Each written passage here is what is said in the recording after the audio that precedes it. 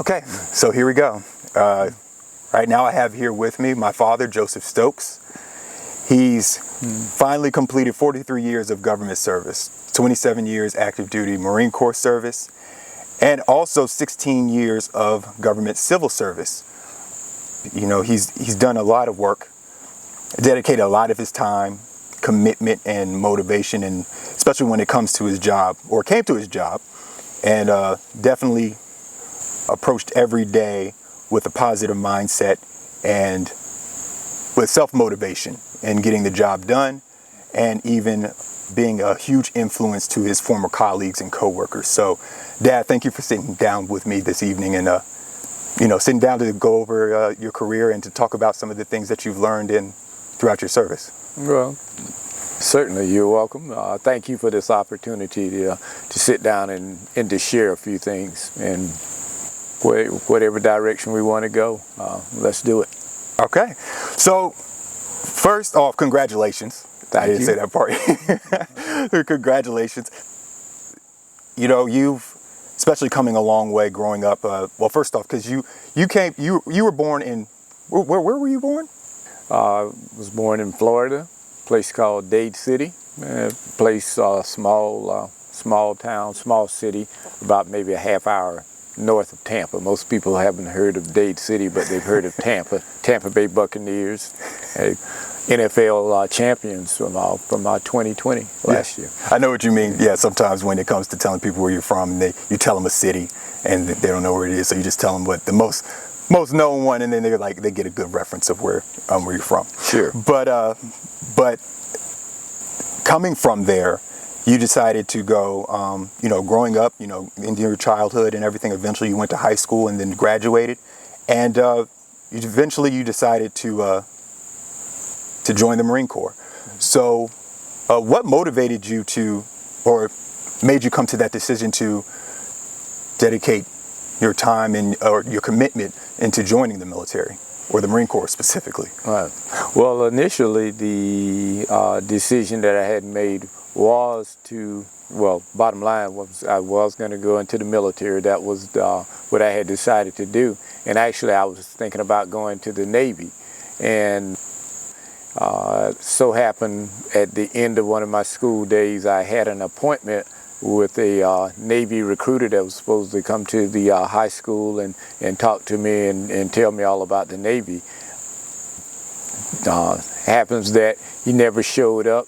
However, there was a Marine Corps recruiter that popped on the scene, and really in one afternoon, it was a done deal. He started talking to me about the Marine Corps. I knew a little bit about the Marine Corps already because my oldest brother is a Marine. He served from 1970 to 74. So when I was graduating from high school, he had already completed 4 years in the Marine Corps. And so it's kind of, I don't know why I didn't really say, well, hey, I want to go into the Marines at that time. But again, maybe it was that the Navy was just a different branch, and that's what I was thinking about doing. But again, it didn't happen that way, and I'm a Marine. I'll be a Marine for life, and it was a good thing. What motivated me to actually go into the military, Marine Corps, is that I'm a country boy. I was an above average student in high school. Academics were above average, but it was one of those things that I didn't know a whole bunch about college. Certainly didn't have the money to go to college, and so military, I think, is the next best thing. And so I used to say that, hey, I did 1 year of Head Start, and then I did 12 years of grade school, and I've had enough school, and hey, well, let's do something different. So going to the military, Marines it is. Now, yeah, you mentioned earlier, you said you were looking at the Navy first. Were you just trying to, like you said, you were just trying to be different? Yeah, perspective. Yes, it was a different branch. That's all. Right. And because that's another part that you mentioned the Navy, but some people don't know that, of course, the Marine Corps is part of the Navy, and they don't know that. But sometimes it's I think in regards to, when people make that decision, sometimes, it's good to know those, kind of good to know those differences beforehand before you go see the recruiter, and, decide, when you make those decisions, to kind of know those things. Right. Well, interesting that you say that. The thing about, for as the Department of the Navy and the Marine Corps, really what it is that as people oftentimes say, well, the Marine Corps is part of the Navy. Well, that's not actually true. The Navy is a totally separate branch from the Marine Corps. The Marine Corps is totally a separate branch from the Navy. What it is that those personnel that are in the Navy are sailors. They serve in the Navy as under the overall umbrella of the Department of the Navy. The personnel that are in the Marines are Marines, and we, as soldiers of the sea, we're naval in character also, and so it's a totally different branch that falls under the Department of the Navy, which encompasses the Navy and the Marine Corps. That's definitely good information to know. So you did, you went ahead and you had your 27 years of service in the Marine Corps. But after that, you decided, not too long after, you retired from Marine Corps service and went ahead into civil service. Now, what was the motivation into going into civil service? Well, never thought that this in a way would happen, but while I was on active duty, I had been in the Marine Corps about 11 or 12 years, and in the field that I was in Marine Corps, we call it military occupational specialty. The field that I was in, at the rank that I had obtained at that point in my career, it branches out and it gets into some different areas. And it so happened that the area that I got exposed to and started working in was what we call contracting officers, technical representative. That is a person who administers contracts from the perspective of ensuring that a contractor performs the services that they're getting paid for by the government. And so when I was exposed to that got me into the area of learning about logistics, learning about procurement, learning that procurement and logistics was in sustainment of training devices, training systems. And so that exposure and what I was doing, and that's one of the good things about the military.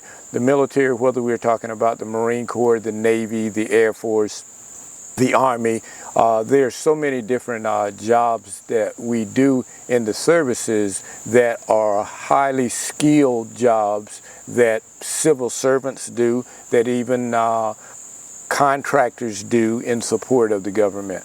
And so, again, when I was exposed to that was very good experience. And so once I was approaching my retirement date, I reached back to some of those resources, that is, some of those people that I was working with in contracts, and they told me about, hey, this logistics thing, you were pretty good at it. There's some opportunity to go into that as civil service. And so I pursued that, and I was able to get into that. You mentioned, can you just give a quick little example?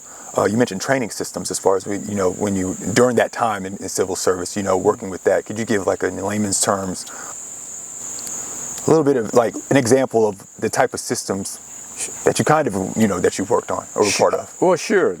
And what it was good example would be, let's see here. Well, let's say small arms, as far as people have heard the saying that every Marine is a rifleman. And one of the training systems that we Marines use is what's called the Indoor Simulator Marksmanship Trainer. With that trainer, what it is that it gives the capability of actually taking, say, a handgun, a pistol, M16 rifle, and then there's even 50 cal machine guns, different weapons like that. And they instead of using real live ammo, you use simulated type ammunition to actually employ those weapons. And so you use that trainer to train the skills of Marines with small arms. And that was all during your 16 years of civil service, adding to that your Marine Corps service, which goes up to 43 years. How does it feel to be finally done after all that? It's a relief. I enjoyed the whole journey. However, it is nice now to know that Monday morning, Tuesday morning, as we go through the week, that I've done my duty. I've done what was required of me and a little extra. So it's a relief and ready to do something else now. Like I said, I mentioned earlier, as far as you said just you did extra, because I think that all kind of goes into, like you said, your motivation when you approach your job every day. And that just definitely shows that you were motivated and willing to take on whatever came with your job. And that is a very admirable trait to have. Has your worldview changed throughout that time? Meeting people, work relationships, personal relationships. Has it, during that time in government service, has that affected your worldview or changed it in any way? Certainly. One of the great things that I had jobs doing in civil service is that I was exposed to what we in the government call foreign military sales.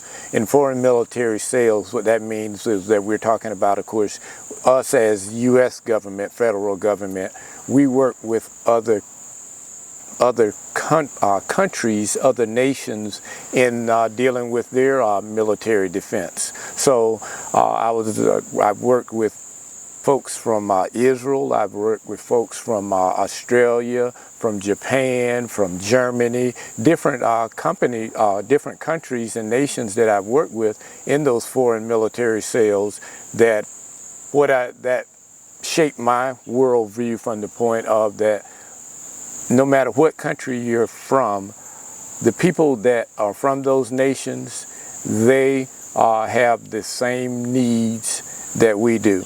They have some of the same purposes in life, and even more importantly, they are just as committed to their lives as we, as U.S. citizens, are committed to ours. And so that, I would say, as far as not necessarily changing my worldview, but certainly shaping my worldview. Okay. And I think that's something very important that we understand. That makes sense, because I know, of course, as you know, during my active duty service, that's kind of the same thing that our leadership stressed to us in terms of interacting and working with people from different countries, especially their militaries and things of that nature, because what that does, of course, you learned that shaped your worldview, but that also did the same for them as well.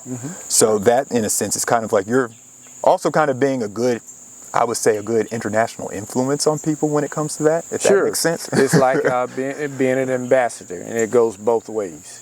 Definitely. Most definitely.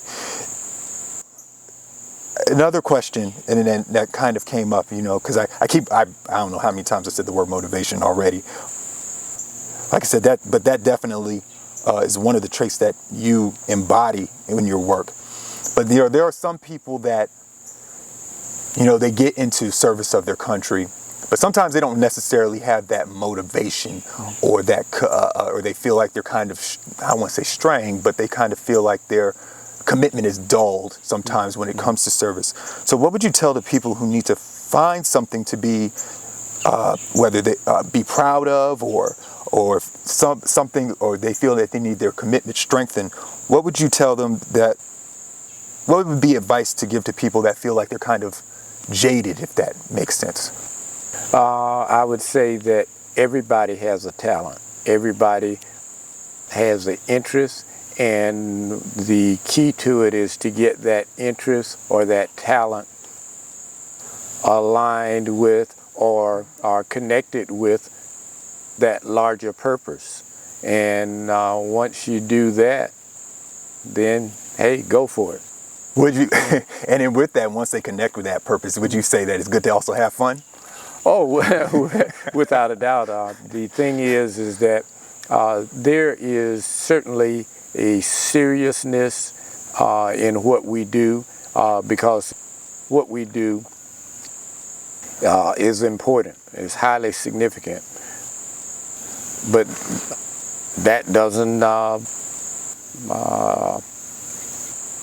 keep us from enjoying what we do. Right. And so I would say fun, enjoyment, because there's a pleasure in fulfilling those needs and those requirements that are out there. So another thing that people that they run into, service members run into specifically, and civil service members also alike, we have a lot of lessons that we have to learn. Some are easy, some are tough, some involve a little bit of struggle, adversity, and definitely I'm sure that you ran into that during your time in service. What do you think is the toughest lesson that you learned or most difficult? Probably would be in dealing with human nature, that people, again, the nature of the beast is to more so focus on yourself. And a lot of times I've seen it whereas people feel that it's all about them. And it's not about the individual. It's actually about the mission. It's actually about the purpose. One of the things that I learned, and again about that, and that I think is tough for us all, is where do we then focus so that we can function as a team. And in my experience, what I've found out is that if we focus on the mission and understand that that's the whole reason why we're here, that's why they've hired us, that's why we enlisted, is that there is a job to do. And when we understand that job is the priority, that's the reason why we're here, then we can say, well, hey, we have the same purpose. And then when you have the same purpose, hey, we can get some work done. And that's a hard lesson, though, for folks to learn. I think so too, because even then, like you said, focusing on yourself in a team environment, that's not from a selfish perspective, but is it fair to say that when you focus on yourself that you definitely will make the team stronger in the end also? From a perspective, if the focus is that I'm going to be my personal best, I'm going to do my personal professional best, then certainly, because a chain is only as strong as the weakest link. And so therefore, if we're not making ourselves better, getting better at what we do, then sure, again, that's all about, can mean the difference between success and failure. In executing the mission, the different branches of service, they have their traits. I know for the Air Force, it's, they call what the 3 core values, integrity first, service before self, and excellence in all we do. But in the Marine Corps, you guys have the Marine Corps traits. And you know them, correct me if I'm wrong. I'm gonna go ahead and list them real quick. There's 14 traits.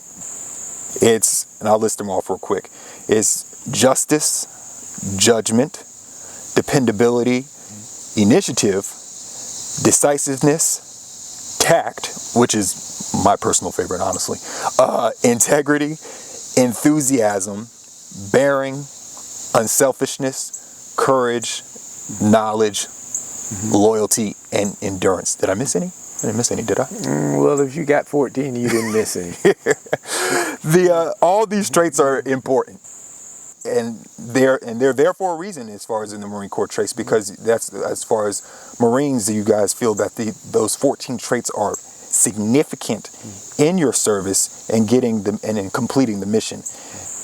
But is there one that holds a greater amount of significance, or one that sticks out to you the most? And why? So what I would say to that is this: is that what you're talking about are the 14 leadership traits that we as Marines have identified, that with those traits, that those are traits of a good leader. You mentioned about core values with the Air Force, and of course the Army and the Navy also has what they call core values. The Marine Corps also has core values. We have 3 core values. And then also we have what's called leadership principles, 11 leadership principles. Focusing on the leadership traits, you asked me about which would be the most significant to me. It would be justice. And the reason why I say that is because justice deals with fairness.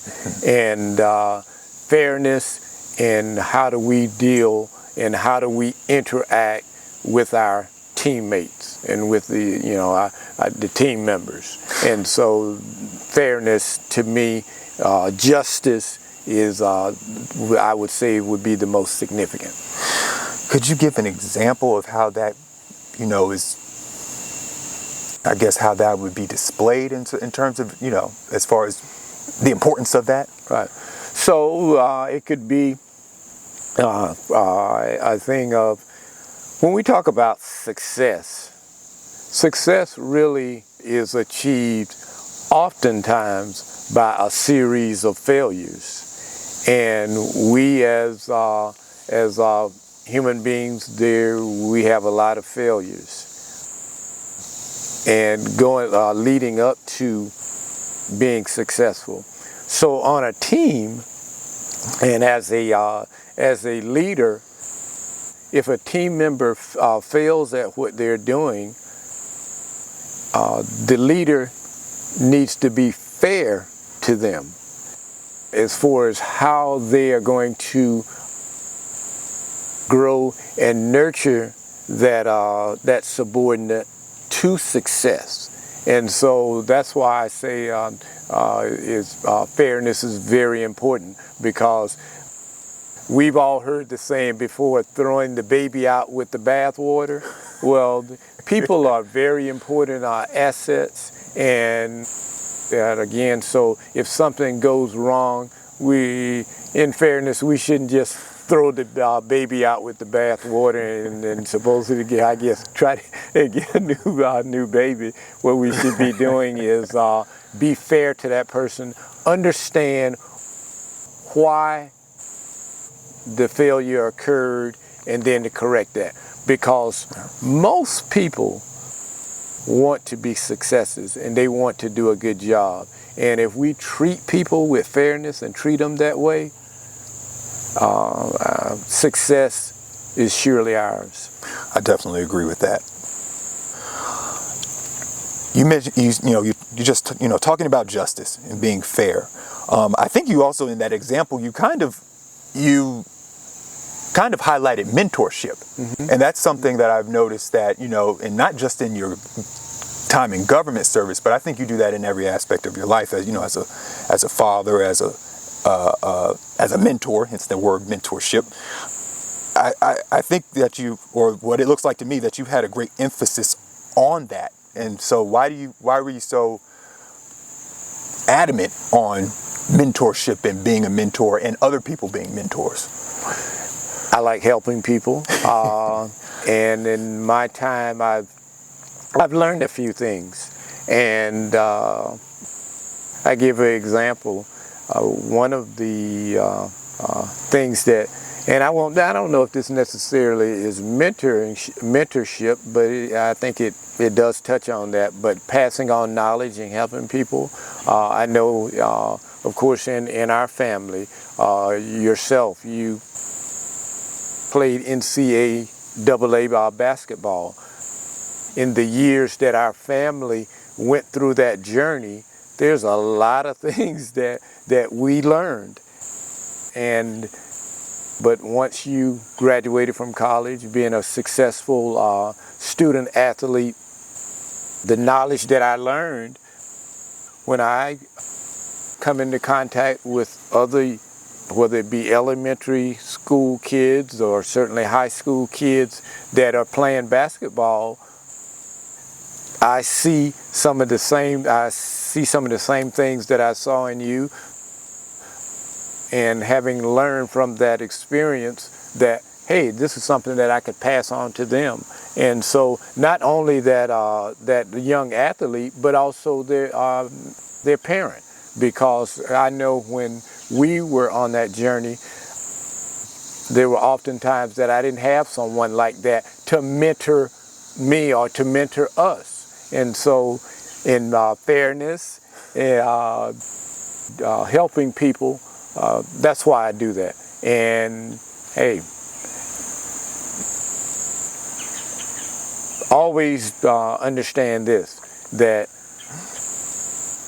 there are times that we could help people, but there's always going to be times that we need some help.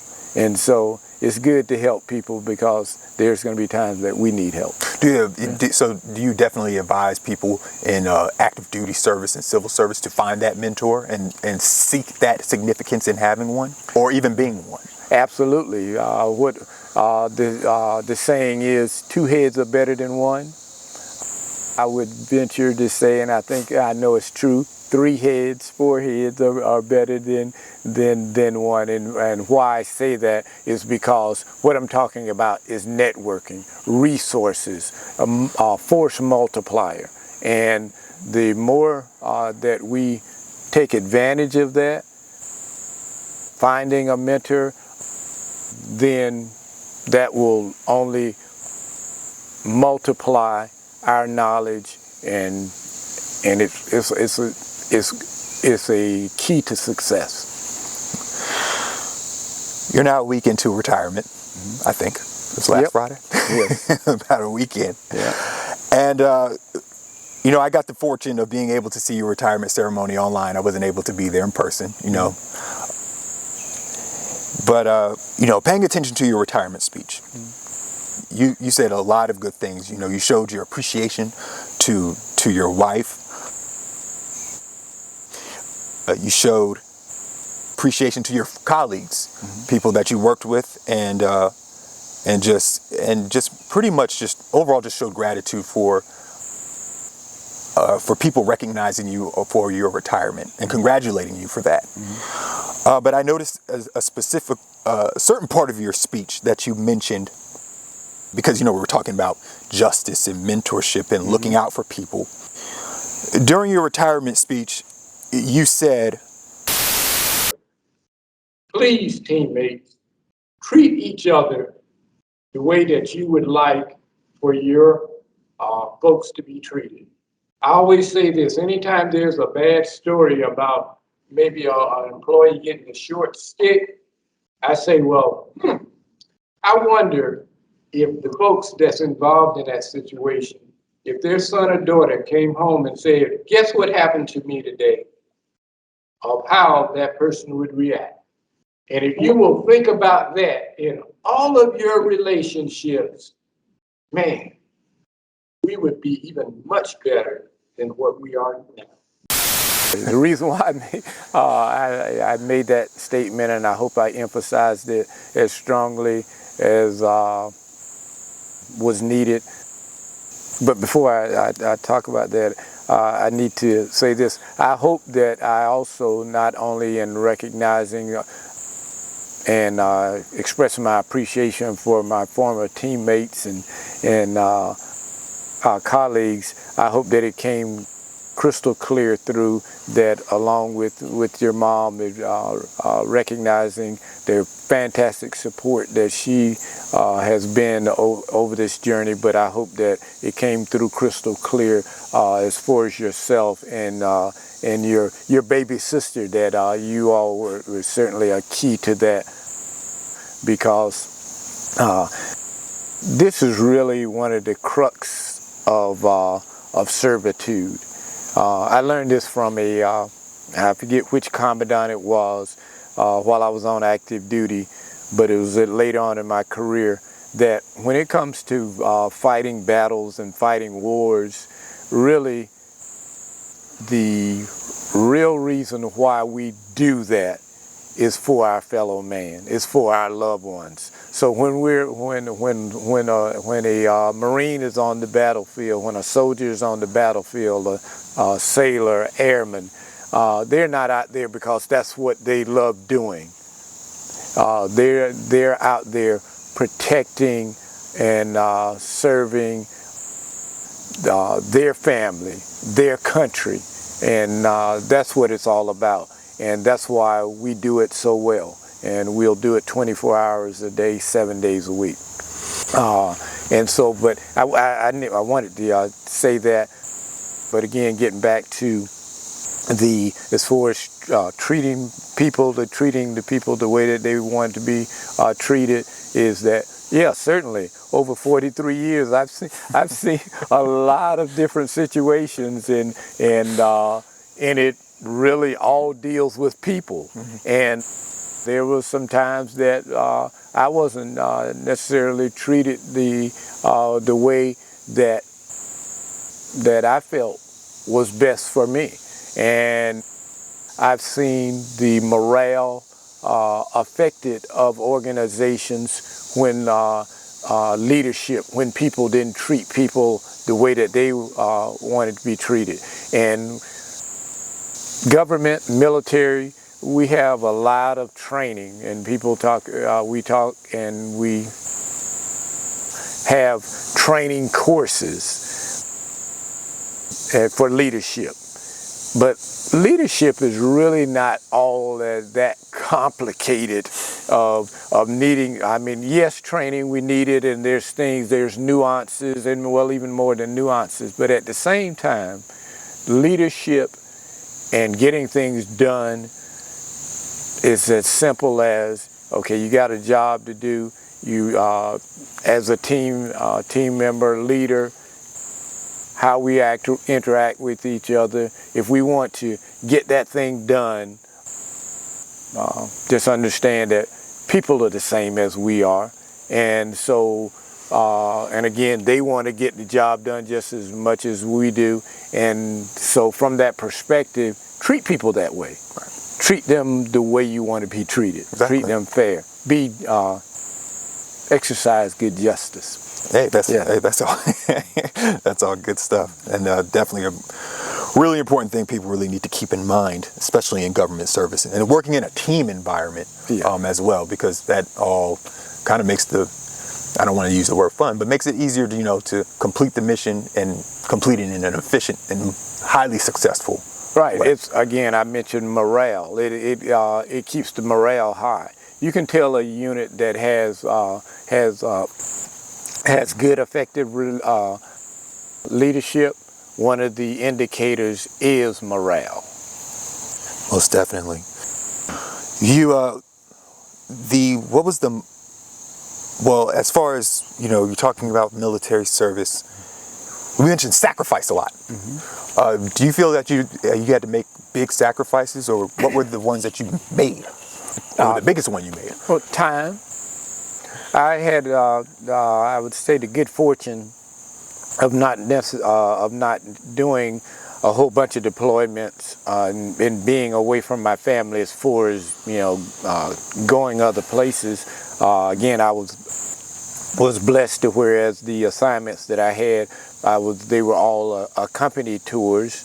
When I went to Hawaii for 3 years, my family was with me. Went to Okinawa, Japan, my family was with me. Before your mom and I, before we had children, When we on recruiting duty went to Atlanta, we together.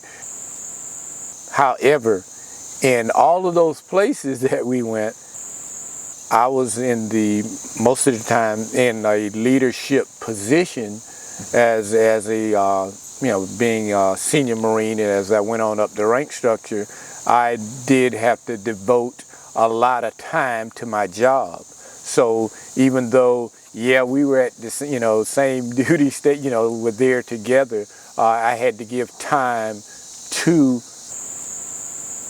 my guys and my men and women at work, and oftentimes that was late in the evening or whatever the case may be. And so that time was the biggest sacrifice. Because you can't get time back. Absolutely. Yeah. That your government service, that like you said, as far as giving your time, sacrificing your time, that's your time as a father, as a husband, even as a friend to other people. How has that changed you in any way, or how has that, had its certain changes, if that makes any sense? Yeah, well, certainly did, from the perspective that I gave that my responsibility was to give my time to my team. That's what I was getting paid for. But I would say with my level of commitment that I gave more than what I was paid for. But it was a joy in doing that because it was for the good of the team. But that has changed me now.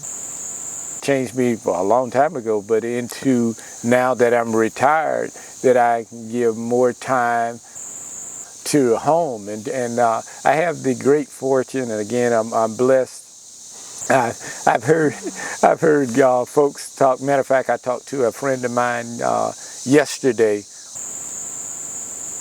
from my past organization, and they were saying that that they 71 years old, but they're not going to retire because they don't have someone to retire with. And so I've got somebody to retire with. I mentioned it in my retirement ceremony. I've got 3 people that love me, and again, I'm blessed that I've got someone to share a home with that loves me. And so, hey, that's a good thing. And so that has changed me in that now I can give that time differently, give that time to my loved ones. So more of that time, I should say. Yeah, because I'm about to say, you did give time to distribute it in different ways, but definitely now you have more time to give to your loved ones. After 43 years of government service, like you said, you talked about all the different lessons you learned, the insight that you have, and the knowledge that you have. If you could talk to yourself, recruit Stokes, Private Stokes, what would you say to him with all the knowledge that you have? Time goes fast, and you said it yourself too, that you can't get it back. Once it's gone, it's gone. It's our most valuable asset, and so I would say to use your time wisely. That's definitely important.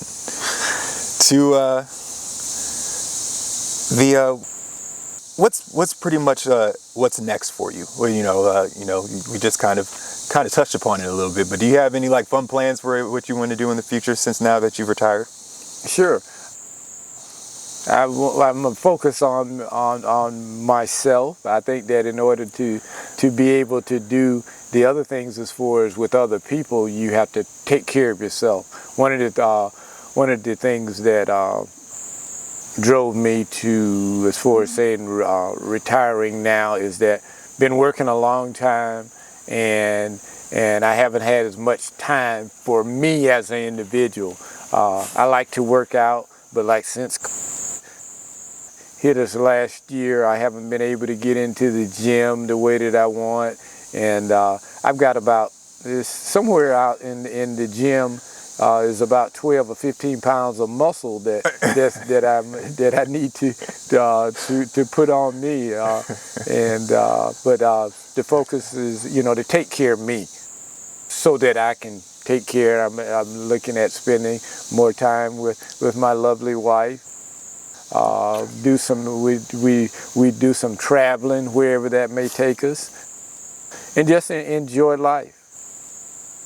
It's been a joy already, but again, now I can devote more time to that, and so that's what I want to do. So it's fair to say that the transition from government service to now hasn't been too difficult? Well, one of the things because we have what's called retirements, seminars, training or whatever, and from what they tell me, I can't really answer that question yet. But they do say it's a challenge because and I imagine this affects women too, but as men, we more identify with the job, and that's who we are. So when people, because that's one of the first questions that when we talk to people, guys get together, well, what do you do? And we identify with our job. Well, I'm retired now, so I used to be a civil servant, or a senior logistics manager, but I won't be doing that anymore. So I won't be identifying with that. So we'll see. But again, spending that time again with my family, taking care of me, and enjoying life. That's where the focus is going to be. What would you say what would be advice that you would give to people that are also not too far behind you as far as getting ready for retirement, or people that want to think of it or think, in terms of looking towards the future, long term? What would you give? What advice would you give to them? Plan your retirement. Make the best decision for yourself, though. The thing is like I shared with you. I said the friend there that was saying that they weren't going to retire because they didn't have somebody to retire with. I think the positive about that is that this person enjoys their work, and so if that's the best thing for you as an individual, to work till you drop, so be it. But again, make that what's going to be the best decision for yourself and for your family, for your loved ones, and plan that well. Plan early. It's not something that you just say, well, hey, I'm going to up and retire, because it's one of those things that you got to be able, in this world today, certainly financially, you got to be prepared, because it could be very well that, hey, well, yeah, you retire from that job and end up needing to get another one. Yes. So I'm blessed that the finances are there. I could still use an extra $1 or $2 if you have it, but at the same time, I have all that my family and I want, and I would say pretty much all of our needs, and we do. So we're blessed, and that's been one of the things over these 43 years, 3 months, and 9 days that I think I would be remiss and if I didn't say that it's been a thing that God's been good to me. He's blessed me with a great career, great family. I've worked with some fantastic people, and those relationships I hope to go will continue on in the future. Because life is about relationships, most definitely. Now, when I was getting ready, in the preparation phase of this interview, getting ready to interview you, I actually solicited, people to give me question suggestions in terms of what I should ask you. And I noticed a lot of the questions people were giving me, I just only wanted to pick one, but a lot of them involved them inserting me into this interview. Okay. So the main one that stuck out, and it's kind of a cliche one, but it just came up a few times, that people made a lot of jokes about me and my active duty service in the Air Force. And then, of course, I tell people, hey, my dad was a Marine. And people were all like, oh, what was that like when you told them that you made that decision? But, we've kind of talked about that in the past, and you've had your thoughts about it. But what were your initial thoughts when I told you, hey, Dad, I want to join the Air Force? That was a great decision, because one of the things that I have learned, and particularly, and I learned this actually midway my career in the Marine Corps, while I was on recruiting duty. On recruiting duty, most of the actual facilities, they call them the Career Center now, and we called it back then the recruiting substation. But in those career centers, most of the time in those facilities, all 4 branches of the military are in one building, and of course they have their different offices. But all of those, all of us, Army, Navy, Air Force, Marines, we were doing the same job for our service, and we all had one job to do, and what they were doing was just as important as what I was doing as far as recruiting and finding prospects to join the Marine Corps. Beyond that, the mission of each branch of the military is essential for the defense of this country. So what the Air Force does is essential, just as important as the Marine Corps. And what the Air Force, what airmen do, the significance of it is, again, is just as important as the mission of the Marine Corps. And so when you made that the decision, when you let your mom and I know that you were going in the Air Force, that was a proud moment from the perspective that of the good decision that you made. It proved that you had a focus, having just completed 4 years of college. Like I said, as a successful student athlete, and your major was communication. And so to me, I could see a logical progression there, that here it is, okay, I've gotten my college education now, and so this is what I gained from it. Now I can take this knowledge that I got and apply it to a job, a field in the Air Force. And I would say this too. There's so much I could say about that. Is this too, that how you went in the Air Force, like the Marine Corps does not. I don't think they've changed. They have broadcasters. However, they don't. At least I never recruited one, and I don't think this is the way that the Marine Corps does it. Is that to be able to have an audition, and in your case you successfully passed that audition as a broadcaster, and to have been guaranteed that once you completed your basic training that you were going to the Defense Information School. The Marine Corps, we don't do that. So that was a smart move that you made, and so you knew exactly what your path was going to be. So great decision, great on you. Hey, that's the reality of it, and that's one of the things that I like to be real. Hey, and I would also say that you definitely made a smart move yourself. Deciding to make that decision to give your time or sacrifice your time in the active duty service. Is there anything else you would like to add? Any shout outs? Yeah. I would just say this.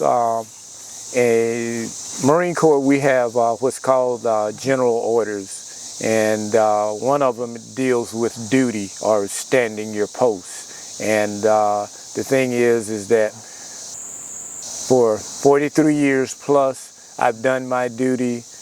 Now I feel that, hey, I can be relieved of my post, relieved of my duty because of those that have come behind me and that are there still doing the job.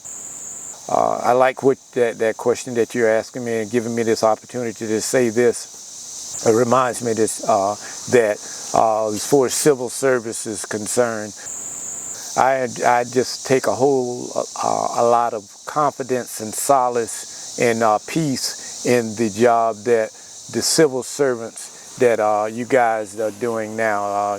Yourself as a civil servant with the Army, your sister Devin in working with the Department of Interior as a civil servant in library and informations.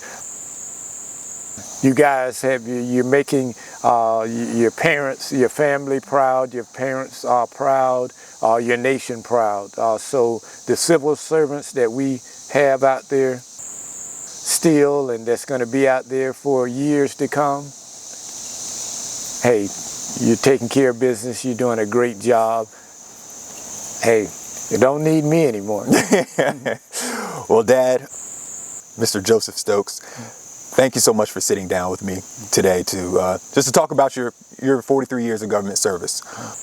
You know, you run into people every once in a while. You tell them that, you know, about your government status or more so, about your Marine Corps service, and you know, people say, you know, they thank you for your service. They thank you for your service and everything.